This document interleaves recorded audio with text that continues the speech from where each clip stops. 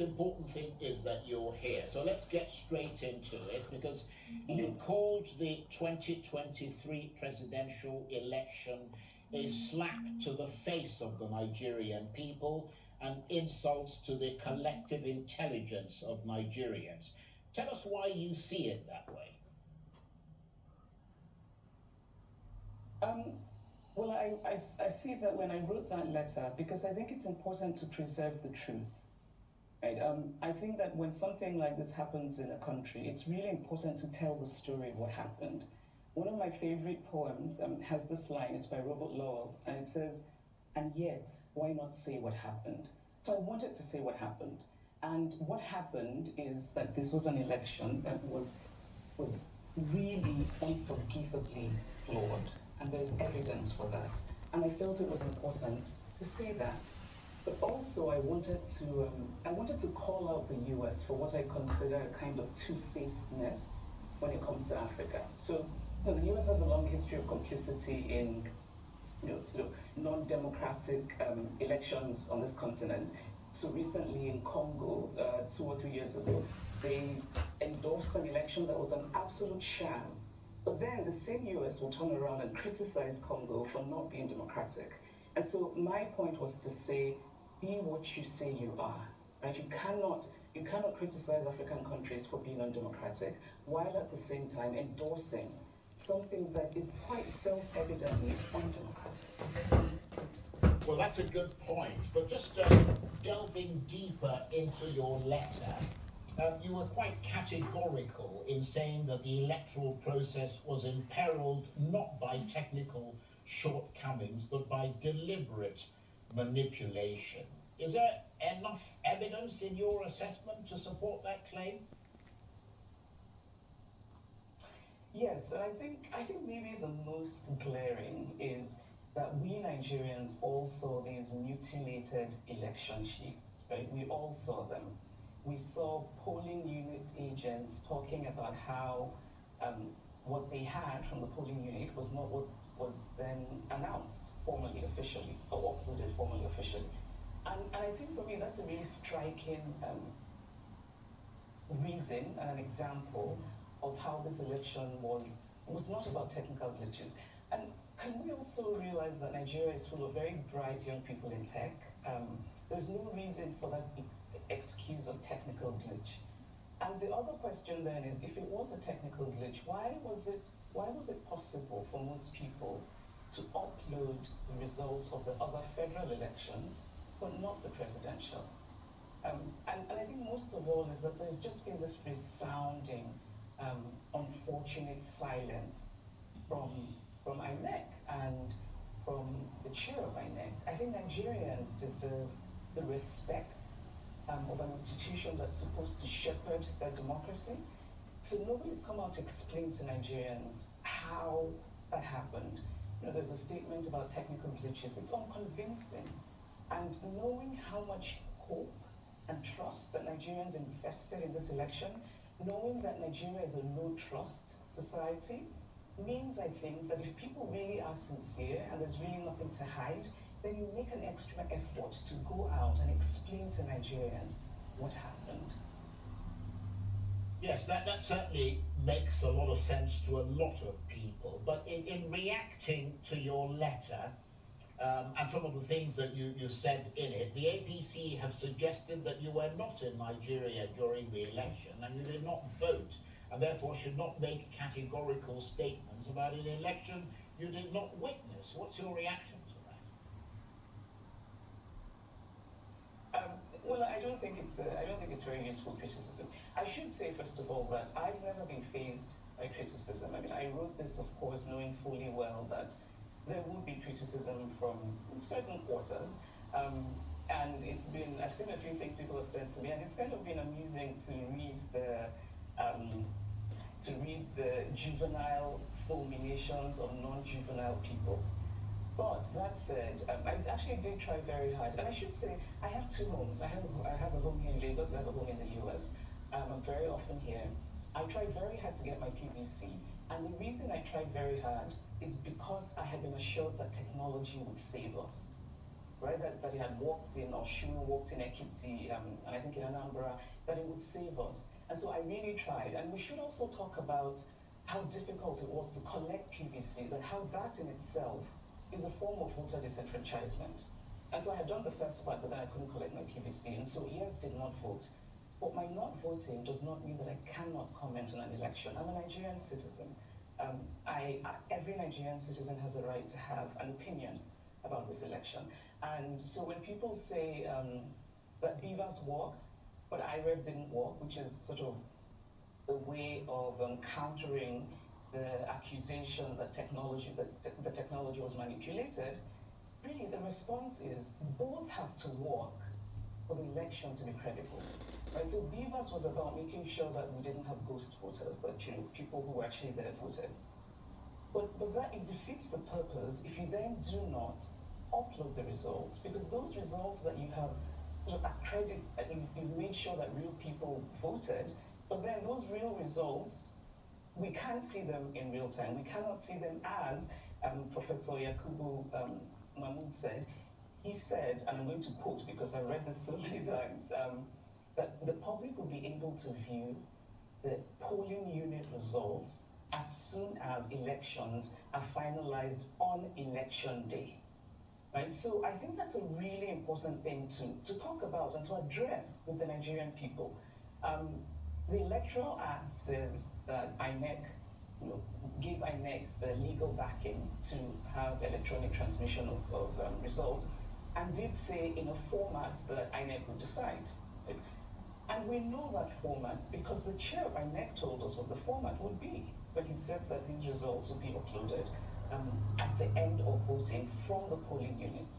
And that was not done. And it seems to me strange to sort of deflect from that important issue and talk about how someone, is not in Nigeria and how those are not the points. The point is what happened. What happened? Well, absolutely, and I suppose that is also the crux, to some extent, of the legal challenges that are ongoing at the moment in court. But in the sort of rather caustic response to that letter that you wrote to Mr. Biden, you mentioned Mahmoud Yakubu there.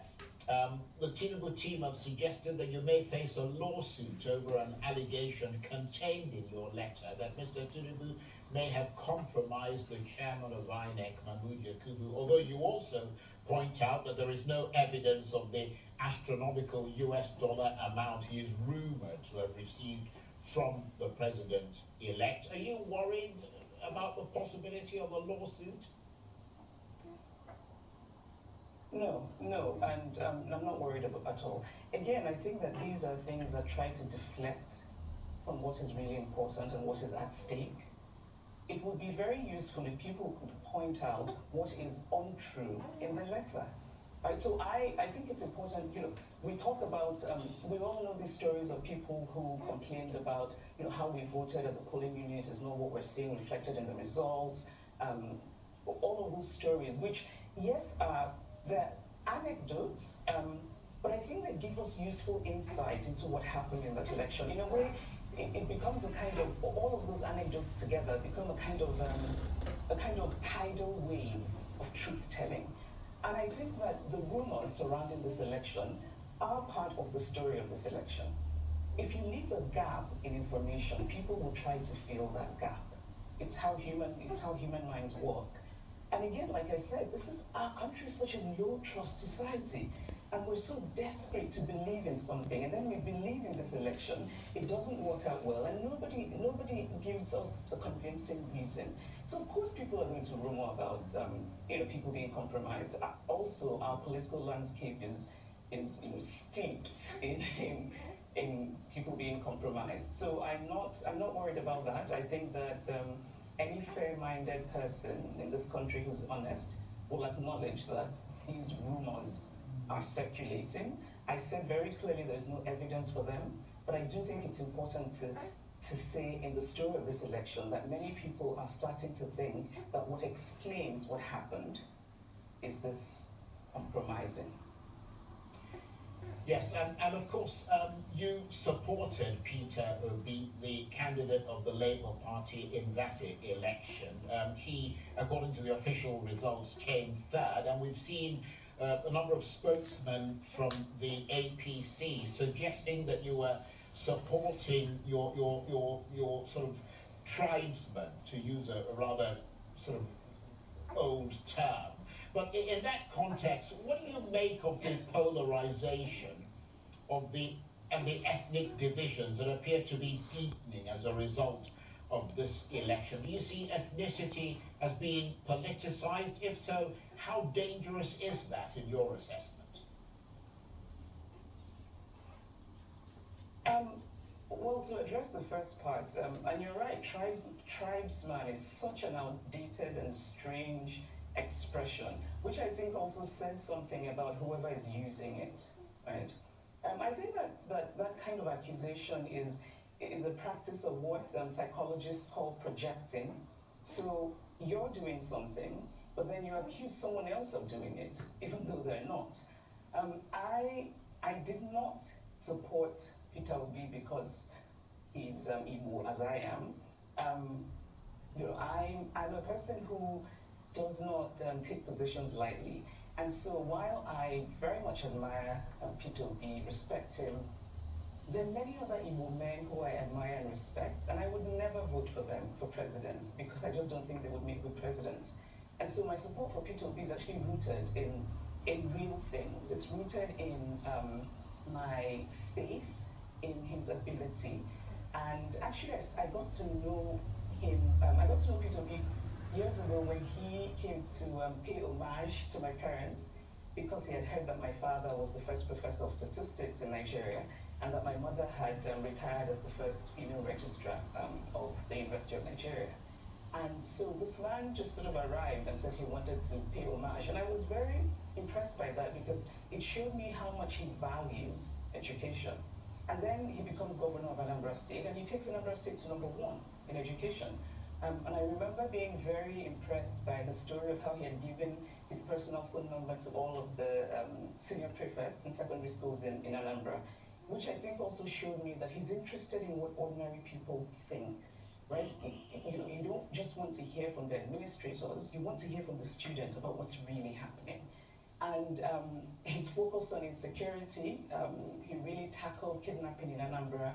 And I also remember that he really sort of clashed with the Anambra elite when he was tackling insecurity and kidnapping. And that showed me that he's quite decisive. He even has a bit of a stubborn streak. He's very focused on things.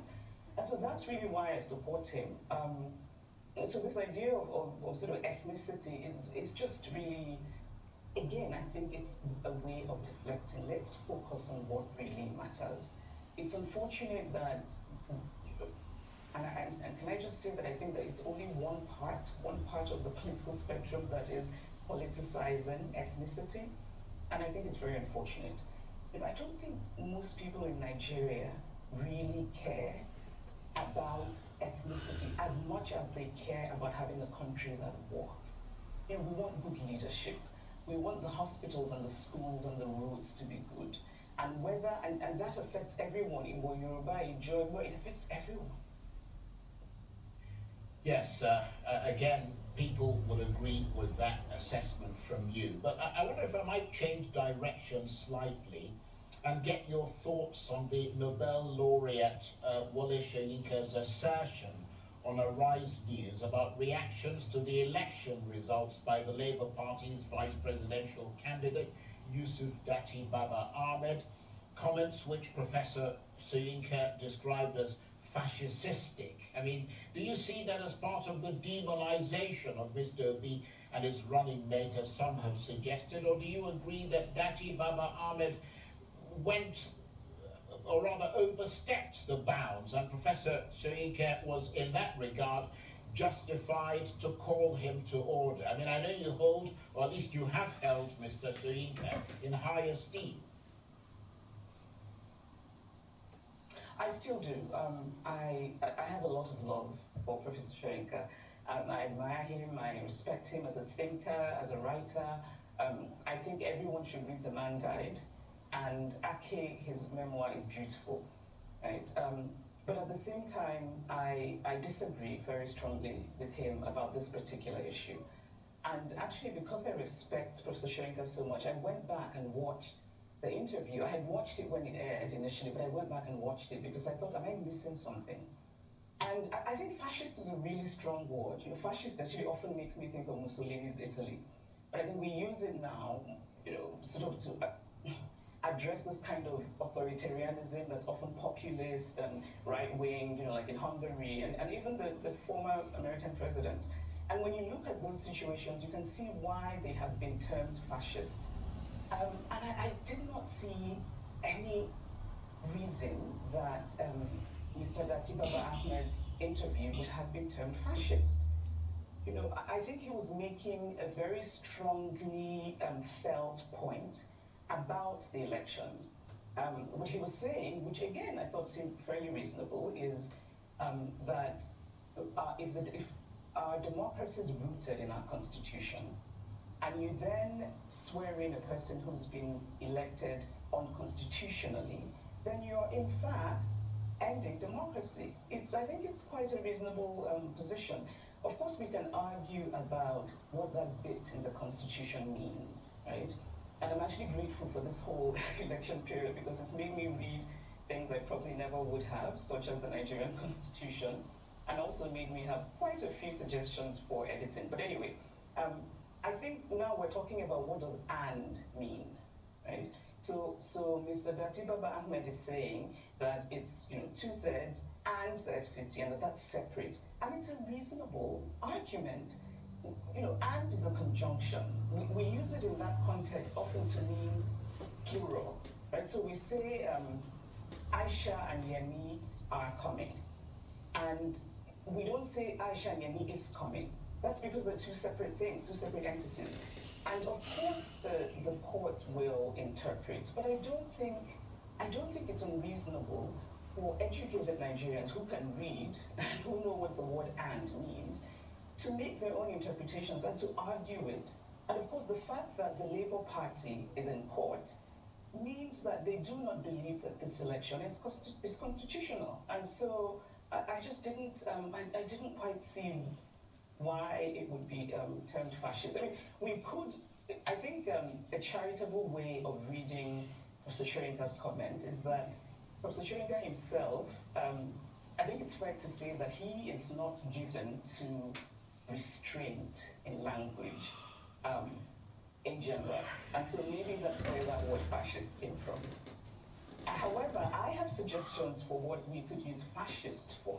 We could use fascist for INEC, because as it is right now, many Nigerians feel deeply cheated by INEC, deeply disenfranchised by INEC.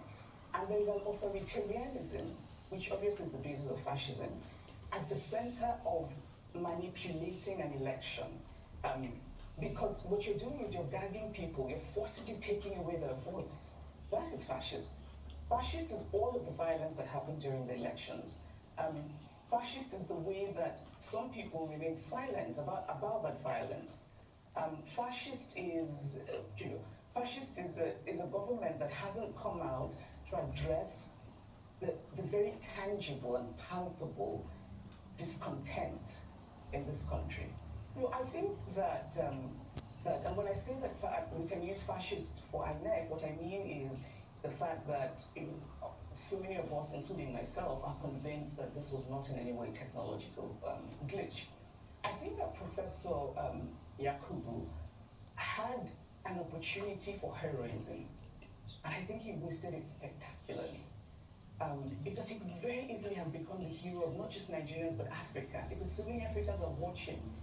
They were so inspired by what happened before this election, and there's the obedient movement, and so I also think that the President Buhari, missed an opportunity for heroism, maybe his last chance at heroism, because Nigerians do not feel that I think Nigerians felt before the elections that he meant well and meant to support credible elections. I don't think many Nigerians think that now. Right. And I wish that he had taken a page from the former Very president. briefly, because we're out of He was a time. really good man, a moral man. Right. Just literally 10 seconds. The opposition parties are challenging the election in court. Do you think they'll get a fair hearing?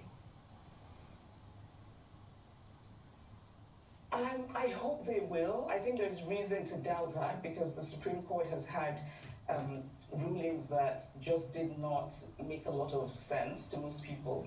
And so there's reason to worry, but I'm hopeful. I'm generally hopeful. So I'm optimistic that they will do the right thing and that people will get justice.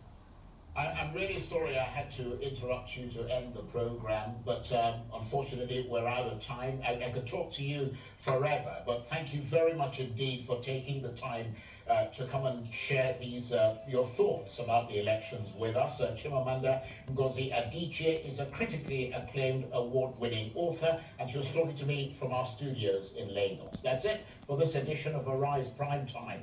Join us again tomorrow. From me and the entire team here in Abuja, bye-bye and thank you for watching.